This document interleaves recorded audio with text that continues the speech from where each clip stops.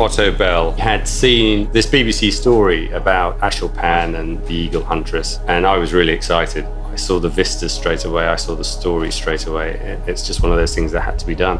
It was not funded, there was no money. We had to do it on a shoestring. The main problem when you're going and filming a low-budget film in a remote place with 2 people, not 22 people, and a whole load of equipment. This was the biggest challenge we faced, but it's what we wanted to do. We wanted those shots, we wanted the tracking shots, we wanted the aerial shots, we wanted the stabilized Steadicam shots. We wanted it all, so we took it all, 700 kilograms of it.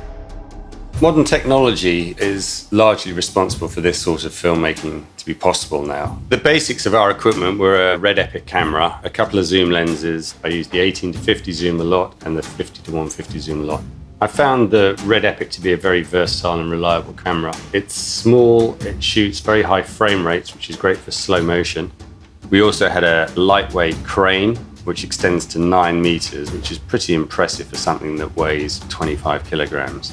My crane is basically built like a ship mast. It dismantles in 10 minutes, reassembles in 10 minutes. And of course, the drone is probably the biggest technological advance in filmmaking. You can achieve aerials, tracking shots, jib shots, all very, very quickly and with minimal equipment. The drone is controlled by 2 people, 1 pilot and 1 gimbal operator. I had a Blackmagic pocket camera on the drone. Gyro-stabilized gimbals are another huge innovation, enabling you to keep your camera rock solid whilst it's in the air. I mean, you really can use a drone as a tripod in the sky now. I think some of the shots, particularly with the drone, were the most rewarding, purely on the basis that they were so damn hard to achieve. 9 times out of 10, we couldn't fly. Something would go wrong, something would pack up. But when it happened and we were in the air, that was a great moment. And I look back at the film now and I see those shots and I think, God, nobody realizes just how tricky that was. And it's a very beautiful part of Mongolia. We had a Canon 150-600 with a 2x converter, which we used for the eagle shots. They can be quite challenging because, of course, an eagle flies very quickly, and if it's flying towards you, you have a depth of field, an area in which you have to maintain focus, which is probably no more than a foot. Eagles, like most animals, don't like to do things more than once, so you had to get it first time.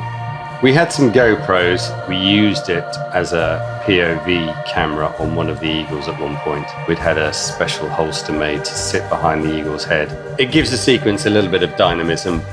The main focus was then filming Aisholpan competing in the annual Eagle Hunting Festival. It is essentially a party in a sandstorm. I had to send my camera off for a new sensor at the end of that shoot, simply because it got so scratched by dust, and we were very careful changing lenses.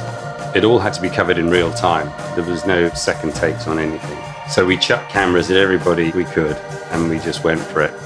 Most difficult scene was the winter scene, because you're suddenly throwing a wild animal into the mix.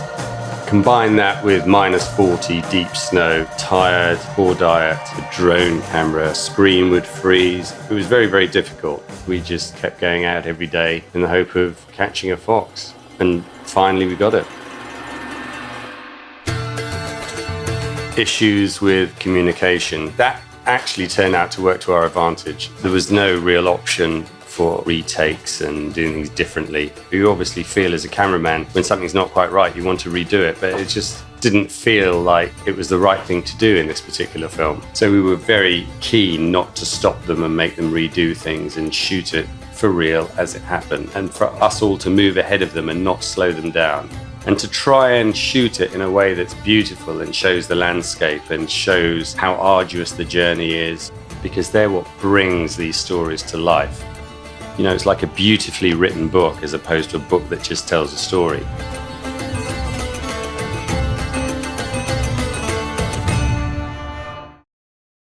Hey, I've got a movie fact for you. Did you know that Darth Vader only has 12 minutes of screen time in the original Star Wars?